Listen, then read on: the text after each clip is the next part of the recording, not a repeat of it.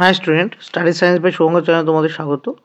আমি শুভঙ্কর মণ্ডল, শুরু করেছি ক্লাস 11 সেমিস্টার 2 রায়মার্টিন প্রশ্নবিচিত্রার সাজেশন পার্টের ইউনিট নম্বর 3 জারণ বিজারণ বিক্রিয়া।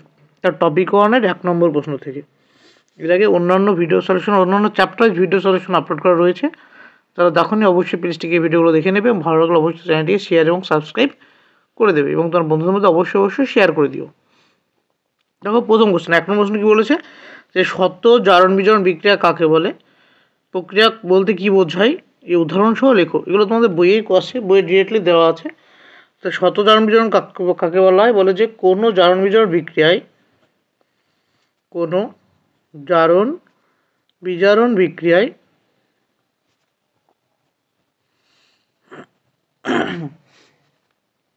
একই পদার্থ আংশিকভাবে জারিত ও বিজারিত হলে সেই বিক্রিয়াকে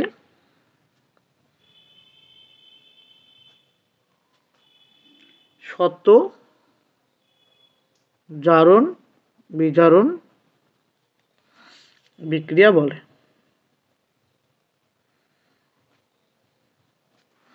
এগুলো যেমন একটা জারণ বিজারণ বিক্রিয়া যেটা একই পদার্থ আংশিকভাবে জারিত এবং বিজারিত হয়েছে, সেই ধরনের বিক্রিয়াকে বলা হয় শত জারণ বিজারণ বিক্রিয়া।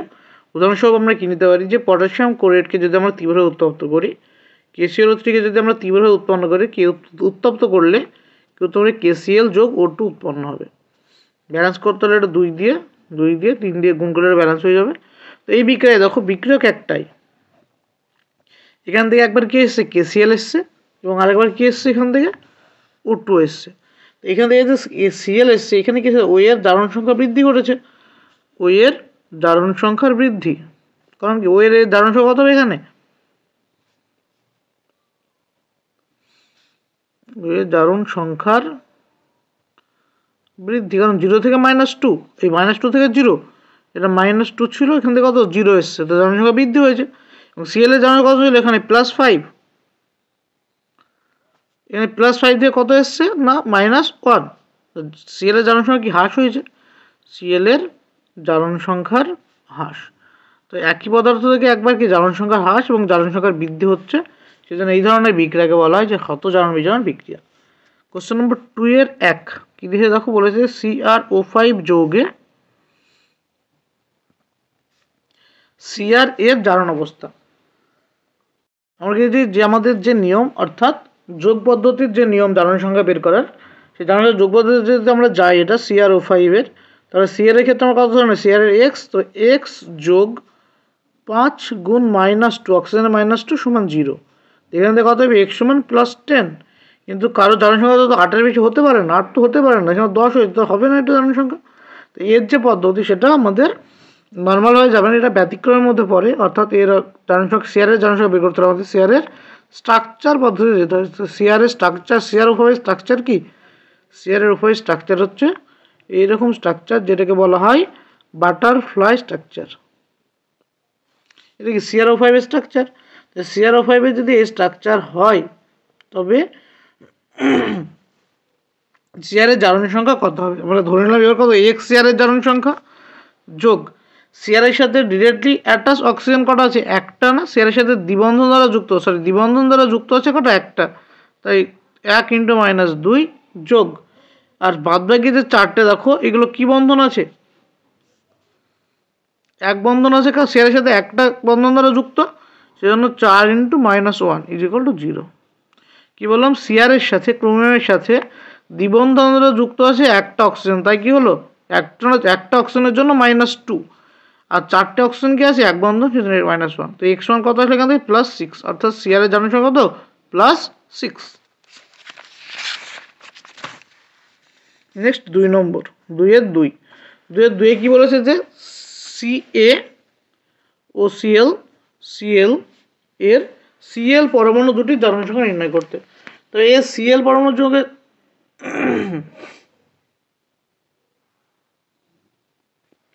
এস সিএল পরমাণু দুটি জারণ সংখ্যা বের করতে হলে আমাদের কি জানতে হবে যে এখান থেকে যদি আমরা এই যৌগটাকে যদি আমরা আয়নে বিশ্লিষ্ট করি উৎপন্ন হবে Ca2+ ও Cl- আর Cl-। এই তো এই Ca কি হবে 2+ হিসেবে যাবে আর OCl একটা মাইনাস হিসেবে যাবে এবং Cl-। তো এই Cl- এর জন্য জারণ সংখ্যা কত হবে -1 হবে। এই Cl এর জন্য জারণ সংখ্যা কত হবে না Cl এর ধরলাম x যোগ ও এর কত হয় -2 সমান -1 চার্জ 0 হবে না এখন x সমান কত আসছে -1 + 2 সমান +1 অর্থাৎ যে OCl যে OCl এর সাথে যুক্ত Cl এর জারণ সংখ্যা কত -1 এসে +1 আর লাস্টে যে Cl আছে তার যে জারণ সংখ্যা সেটা হচ্ছে -1। তো এটা ব্লিচিং পাউডারের সংকেতকে CaOCl Cl যৌগে দুটো যে Cl আছে যেটা ব্যাকটেরিয়ার মধ্যে OCl হিসেবে রয়েছে তার জারণ সংখ্যা কত হবে Cl এর +1 আর যেটা বাইরে রয়েছে সেই Cl এর জারণ সংখ্যা -1। তো নেক্সট কোশ্চেন নম্বর 3 দেখো একই অনুরূপে সেম আছে তাই কোশ্চেন নম্বর 3 এ চলে গেলাম।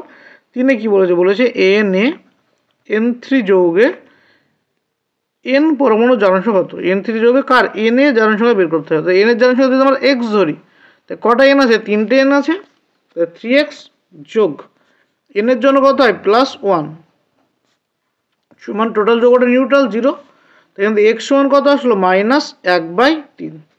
তো x এর মান কত হলো -1/3 অর্থাৎ n এ পরমাণু জারণ সংখ্যা কত n পরমাণুর জারণ সংখ্যা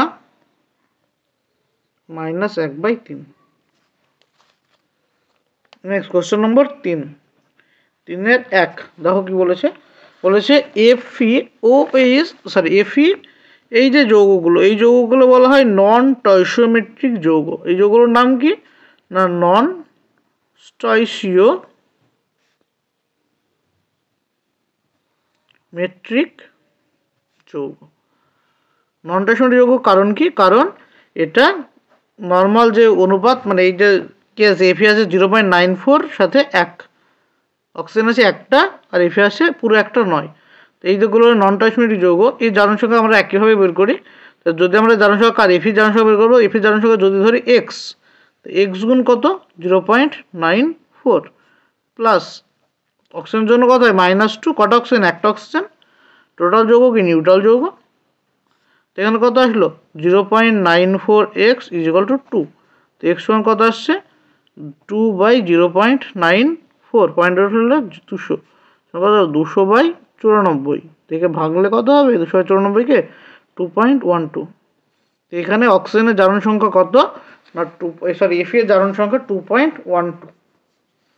Fe এর জারণ সংখ্যা কত আসলে এখানে Fe এর জারণ সংখ্যা 2.12। 3 এর 2 দেখো কি বলেছে যে H2SO5 যৌগে সালফারের জারণ অবস্থা নির্ণয় করো কার না H2SO5 যৌগে কার বলেছে S এর সালফারের জারণ সংখ্যা নির্ণয় করতে। তো সালফারের জারণ সংখ্যা কত হবে এখানে যদি আমরা নর্মাল x মেথডে যাই তো কটা x আছে s আছে দেখো s আছে একটা তার জন্য আমরা x ধরে নিলাম s এর জন্য যোগ দুটো h এর জন্য কত +1 দিয়ে গুণ আর 5 দিয়ে কত -2 কে গুণ কারণ অক্সিজেনে -2 হয় এটা সমান 0। তো এখানে কত আসলো x + 2 - 10 = 0। তো x সমান কত আসলো +8 মানে কি 8 জারণ সংখ্যা কারো হয় না তো 8 জারণ সংখ্যা কারো হয় না তো এটা এক্স মেথডে গেলে হবে না এদিকে তো আমাদের স্ট্রাকচার ড্র করে করতে হবে। তো H2SO5 এর স্ট্রাকচার কেমন দেখতে হয় না স্ট্রাকচার হচ্ছে S double bond O double bond O OH O OH একটা পারক্সি বন্ধন থাকে এই একটা কি বন্ধন থাকে এখানে একটা পারক্সি বন্ধন দেখা যায়। তো এখানে জারণ সংখ্যা বের করতে হলে কি করতে যেতে হবে না দেখো দুটি H আছে দুটো H এর জন্য 2 গুণ +1 করে দিলাম যোগ S এর জন্য x ধরে নিলাম এটা হচ্ছে দুটো হাইড্রোজেনের জন্য তারপরে যোগ 2 × -1, দেখো দুটো অক্সিজেন সালফারের সাথে কি একটা বন্ধন দ্বারা যুক্ত, তাই 2 × -1।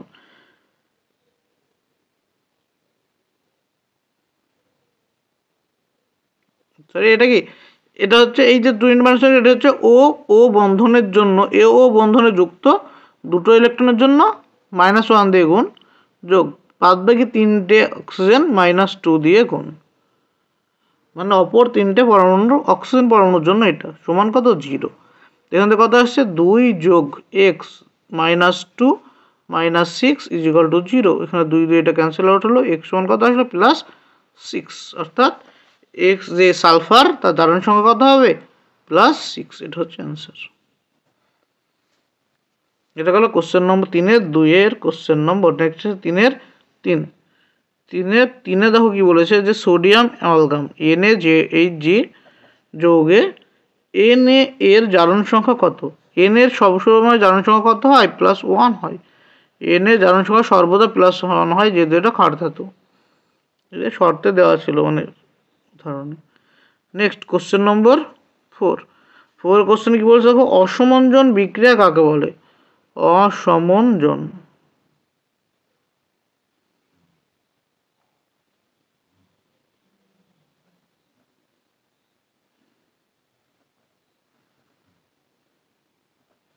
অসমঞ্জস বিক্রিয়া, অসমঞ্জস বিক্রিয়া কাকে বলে এবং উদাহরণ দাও।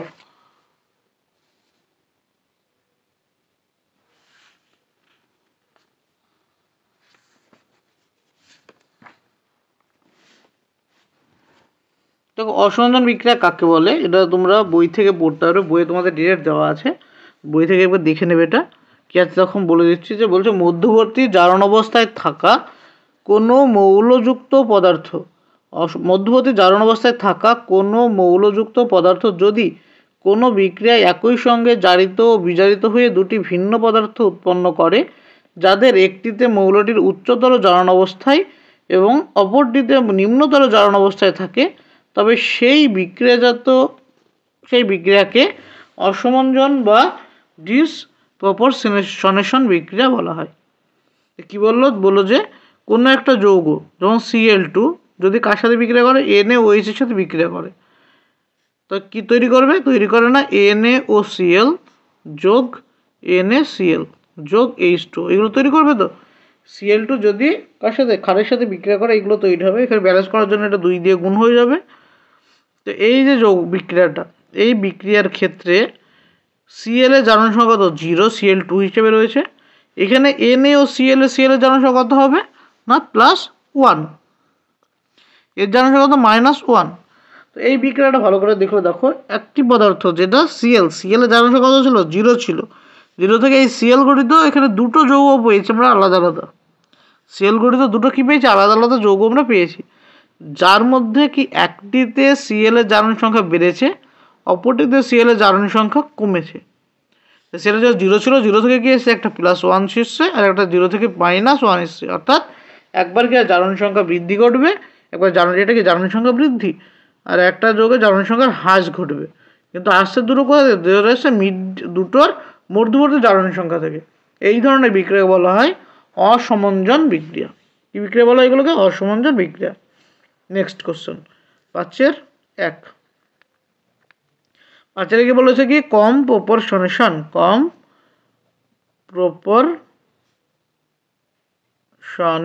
এইটাও কি, এটাও তোমাদের বইয়ে রয়েছে ডিরেক্টলি, কম্প্রপরশন বিক্রিয়া কাকে বলে, উদাহরণ দাও।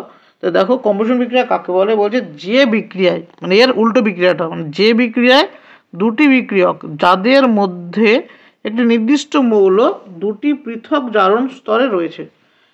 যে বিক্রিয়ায় দুটি বিক্রিয়ক রয়েছে, আলাদা আলাদা দুটো বিক্রিয়ক, যাদের জারণ অবস্থা কি আছে, দুটি পৃথক স্তরে রয়েছে, নিজেদের মধ্যে বিক্রিয়া করে এমন একটি পদার্থ উৎপন্ন করবে যার মধ্যে উক্ত মৌলটির একটি মধ্যবর্তী মান বিশিষ্ট জারণ সংখ্যা প্রাপ্ত হয়, তাকে কম্প্রপরশনেশন বিক্রিয়া বলে। কেবল বোঝা গেল, বললো যে যদি আমরা উদাহরণ নিই, উদাহরণ হচ্ছে এখানে কি উদাহরণ নিই আমরা, KBrO3 সাথে যদি KBr বিক্রিয়া করে কি তৈরি করবে, এটা কি মাধ্যমে, অ্যাসিডিক মাধ্যমে HCl। তৈরি করে কি না Br2 plus KCl plus H2O। Balance করার জন্য 3 দিয়ে গুণ, 6 দিয়ে গুণ, 3 দিয়ে 6 5।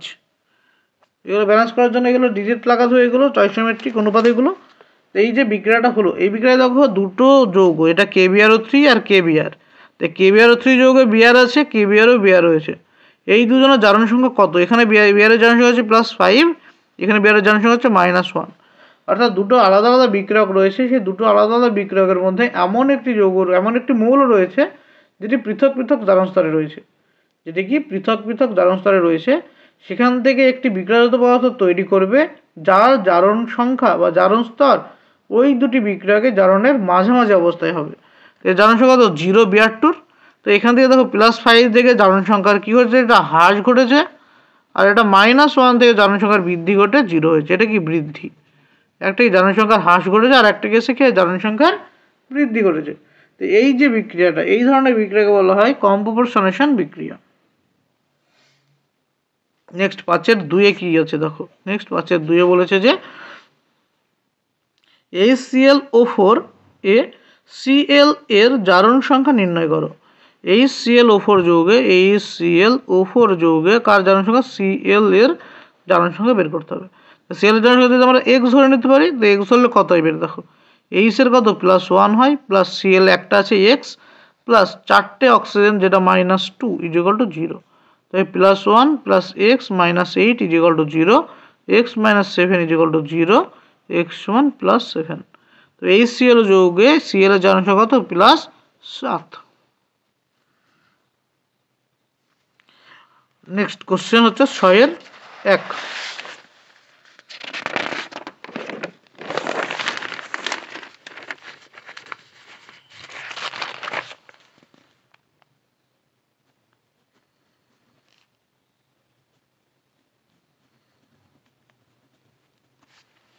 তাহলে দেখো K2MnO4 এ Mn এর জারণ সংখ্যা কত? K2MnO4 যৌগে কার Mn এর জারণ সংখ্যা বের করতে হয়। Mn এর জারণ সংখ্যা বের করলে Mn কে আমরা x ধরতে পারি। তো Mn এর জারণ সংখ্যা যদি x ধরে নিলাম, এখানে K কতগুলো আছে? দুটো, তাই 2 গুণ +1 যোগ 4 গুণ -2 অক্সিজেনের জন্য 0। এটা কি এর জন্য? এটা হচ্ছে K এর জন্য, এটা অক্সিজেনের জন্য। তো এখানে আসলে x + 2 - 8 = 0, x - 6 = 0, x = +6। তো x এর কে Mn এর জারণ সংখ্যা কত? +6। নেক্সট কোশ্চেন নম্বর 2 বলেছে কি, বলেছে যে NH4 NO3 তে N পরমাণু দুটির, NH4 NO3 এই দুটো এই যৌগ, এর যে দুটো N রয়েছে আলাদা আলাদা, এই দুটো N-এরই জারণ সংখ্যা বের করতে হবে। তো বের করতে হলে প্রথমে আমরা এটাকে কিছু আয়নে ভেঙে নিতে পারবো। ভাঙলে কি হবে? NH4 প্লাস NO3 মাইনাস হলো আয়নে ভাঙলে। এটা গেল NH4 প্লাস, আর একটা কি হবে? NO3 minus. তো এখানে কি হবে? এটা জারণ সংখ্যা, এবার এটার N এর জারণ সংখ্যা N এর জারণ সংখ্যা বের করলে হয়ে যাবে। তো এর N এর জারণ সংখ্যা যদি আমরা এটা x ধরি, প্লাস 4 × -1 +1 = +1। এটা হলো অক্সিজেন, এটা হলো নাইট্রোজেনের জন্য x, হাইড্রোজেনের জন্য কত হয়? 4টে হাইড্রোজেন ইন্টু +1 সমান এর জারণ কত আছে? +1 স্টেটে। তো x সমান কত আসলো? -3। আর এখানে কত আসবে? এখানে n এর জারণ সংখ্যা যদি আমরা y ধরতে পারি, y যোগ 3 × কত? -2 সমান -1। তো y - 6 সমান -1, y সমান কত আসবে? এখানে -5, সরি +5।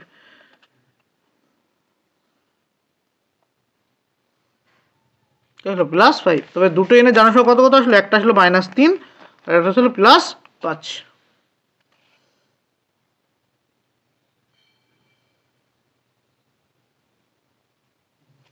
নেক্সট কত নম্বর? 3 নম্বর বলেছে কি S8 এ S এর জারণ সংখ্যা কত? S এর জারণ সংখ্যা 0, কারণ কি এটা মুক্ত অবস্থায় রয়েছে এসটা। নেক্সট 7-1 কি বলছে দেখো, আয়ন ইলেকট্রন পদ্ধতিতে সমতা বিধান করো। কি বলছে? আয়ন ইলেকট্রন পদ্ধতিতে সমতা বিধান করতে বলেছে। কার সমতা বিধান করতে হবে? এটা K2Cr2O7 + H2SO4 plus K I Cr2SO4 whole 3 plus I2 plus H2O plus K2SO4। এ হচ্ছে টোটাল যৌগ। এর কি বলেছে যে আয়ন ইলেকট্রন পদ্ধতিতে সমতাবিধান করতে হবে।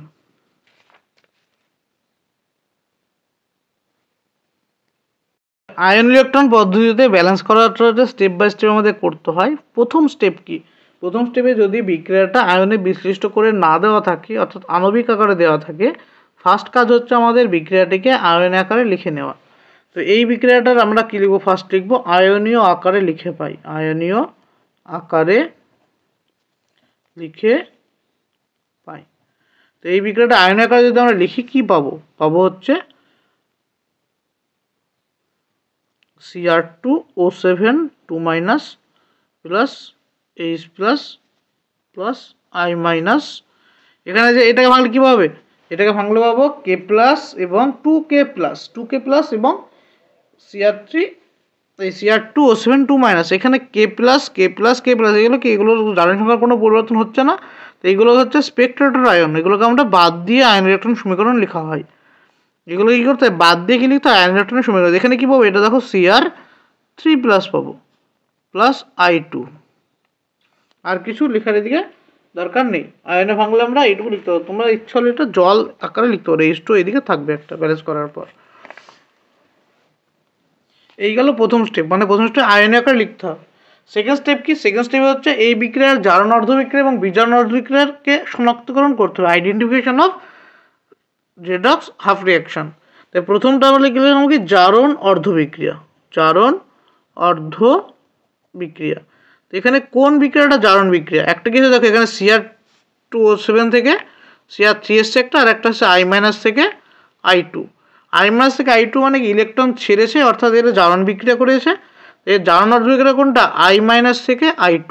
এটা কি? জারণ অর্ধবিক্রিয়া। এটা যদি জারণ অর্ধবিক্রিয়া হয়, তাহলে বিজারণ অর্ধবিক্রিয়া কোনটা? না, বিজারণ অর্ধবিক্রিয়া কোনটা হবে? বাকিটা হবে মানে কি? Cr2O7 2- থেকে Cr3 প্লাস। এটা হচ্ছে কি বিক্রিয়া? বিজারণ অর্ধবিক্রিয়া। এবার জারণ অর্ধবিক্রিয়া বিজারণ অর্ধবিক্রিয়াকে আলাদা আলাদাভাবে কী করতে হবে? সমতাবিধান করতে হবে। সমতাবিধান করার জন্য ফার্স্ট স্টেপে কী করতে হবে? ফার্স্ট স্টেপে হচ্ছে অক্সিজেন এবং হাইড্রোজেন বাদে বাকি আদার্স এলিমেন্টগুলোর সমতাবিধান করতে হবে। তো অক্সিজেন হাইড্রোজেন বাদে এখানে আয়োডিনে কী আছে? আয়োডিনে দুটো আয় আছে, তাহলে 2 দিয়ে গুণ করতে হবে। এখানে অক্সিজেন হাইড্রোজেন আছে, এখানে নেই। তো এখানে ব্যালেন্স আর করার দরকার নেই, এটা ব্যালেন্স হয়ে গেল অক্সিজেন হাইড্রোজেন বাদে।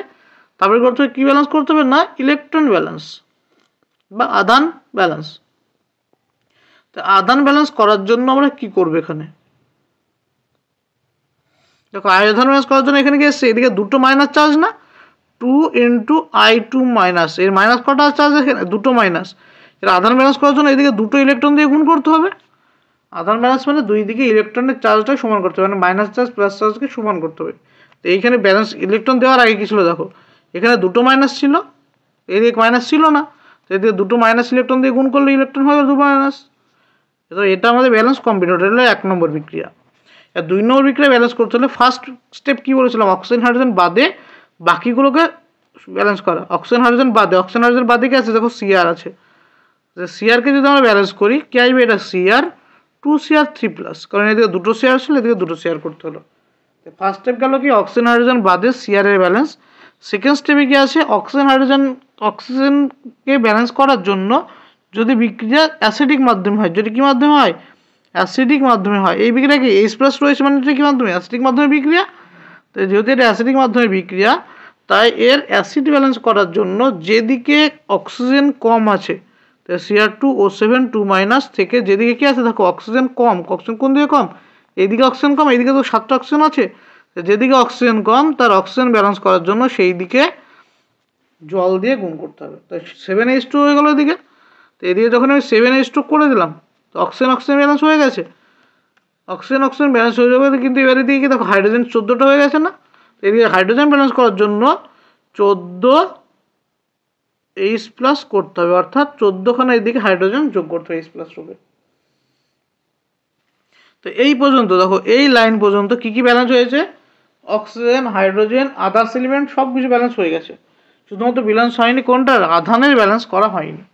আধানের ব্যালেন্স করতে হলে দেখো এখানে কি আছে, -2 আছে, এখানে এটা -2, এটা আছে +14, তো -2 +14 কত আসছে, +12, অর্থাৎ বিক্রিয়ার বাম দিকে আছে +12, ডান দিকে কি আছে দেখো, এটাকে আছে 3 দোকানে 6 +6, এদিকে +12 এদিকে +6, দুটো ব্যালেন্স করার জন্য কিন্তু এদিকে -6টা করতে হবে, এদিকে -6টা মানে +6e যদি আমরা করে দিই, কী করতে পারি আমরা, 6e যদি আমরা লিখে দিই এদিকে ইলেকট্রন, তো কী পেয়ে যাবো আমরা, তো এদিকে 6টা 8টা আর 14 বিয়োগ করলে কত আসছে, 6 আসছে, তো এদিকে 6টায় মাইনাস চার্জ, এদিকে 6টা প্লাস চার্জ, সমান হয়ে গেল, এদিকে 6টা প্লাস এদিকে 6টা প্লাস, দুদিকে সমান হয়ে গেল। তো এটা কী পেলাম, অ্যাকচুয়ালি এটা পেলাম যে Cr2O7 2 minus +14H plus +6e 6 electron, ঠিক আছে, 2Cr3 প্লাস +7H2O, এটা হলো 2 নম্বর। কারণ জারণ অর্ধবিক্রিয়া বিজারণ অর্ধবিক্রিয়া কী হয়ে গেছে, ব্যালেন্স কমপ্লিট। জারণ অর্ধবিক্রিয়া বিজারণ অর্ধবিক্রিয়া যেহেতু আমার ব্যালেন্স কমপ্লিট, আমরা যেতে হবে সেকেন্ড স্টেপে, এবার পরবর্তী ধাপে কী করতে হবে না, জারণ অর্ধবিক্রিয়া এবং বিজারণ অর্ধবিক্রিয়ার ইলেকট্রন সমান করে যোগ করতে হবে। তাই বিজারণ অর্ধবিক্রিয়া জারণ ইলেকট্রন সমান করার জন্য 1 নম্বর সমীকরণকে কত দিয়ে, 3 দিয়ে গুণ করতে হবে, এবং 2 নম্বর সমীকরণকে কত দিয়ে গুণ করতে হবে, 2 নম্বর সমীকরণকে 1 দিয়ে গুণ করতে হবে। যদি গুণ করে আমার ইলেকট্রন কী আসবে, সমান আসবে। কারণ এখানে কটা ইলেকট্রন, এখানে 2টো ইলেকট্রন, এখানে কটা ইলেকট্রন, 6টা ইলেকট্রন, তো এই দুটোকে সমান হয়ে যাবে। সমান করার জন্য কী হবে, এবার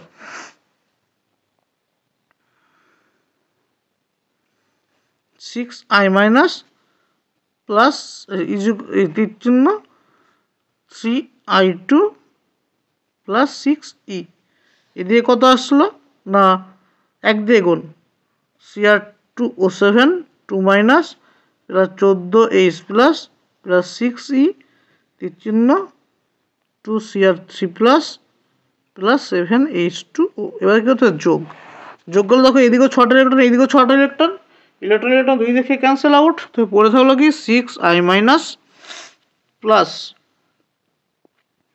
Cr2O7 2 মাইনাস +14H প্লাস দিয়ে আসলো 3i2 plus 2Cr3 plus +7H2O। এই গেল ব্যালেন্স করার পর এই সমীকরণ আসলো। তো এবার কি, এটাকে আণবিক আকারে লিখতে হবে। এটাকে যদি আমরা আণবিক আকারে লিখি, তবে আণবিক আকারে সমতাযুক্ত সমীকরণ, আণবিক আকারের সমতাযুক্ত সমীকরণ কি আসবে এখানে, সমীকরণটা দেখো, এটা হচ্ছে i মাইনাস টেস্ট হলো কোথা থেকে, i2 থেকে না, সরি i মাইনাস টেস্ট হলো ki থেকে। তো কটা ki আছে, 6ki প্লাস এটা কি আছে K2Cr2O7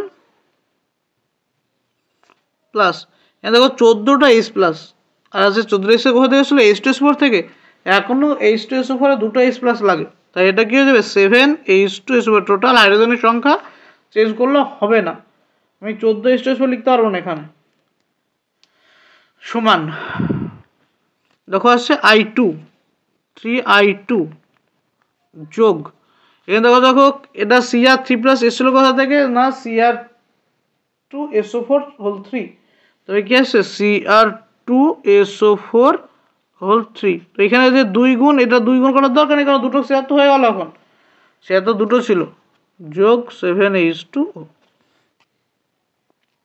এই পর্যন্ত কি গেল, সমীকরণটা আণবিক আকারে আমরা লিখতে গেলাম এই পর্যন্ত। কিন্তু এখনো ভুল কি আছে দেখো, এদিকে কে আছে, ওদিকে কে আসেনি এখনো। তো একে কে মানে কে পরমাণুকে এবং সালফেট মূলকের সংখ্যা সমান করে পাই, কে পরমাণু ও সালফেট মূলকের সংখ্যা সমান করে পাই। কি পাই আমরা না, মেন সমীকরণ কি পাবো আমরা, 6ki যোগ K2Cr2O7 যোগ 7H2SO4 তীর চিহ্ন 3i2 plus Cr2SO4 whole 3 plus K2SO4 plus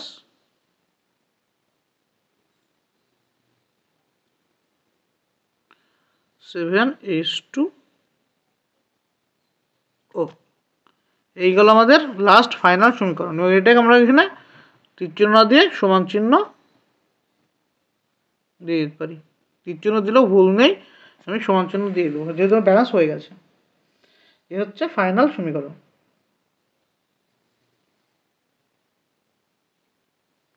এই গেল 7-1। এই ভিডিও এখানে শেষ করছি। পরবর্তী কোশ্চেনের উত্তর খুব শীঘ্রই তোমরা ভিডিওতে পেয়ে যাবে। যদি ভালো লাগে অবশ্যই তোমরা কমেন্ট বক্সে জানাবে এবং অবশ্যই তোমরা বন্ধুদের মধ্যে শেয়ার করে দেবে। Thank you.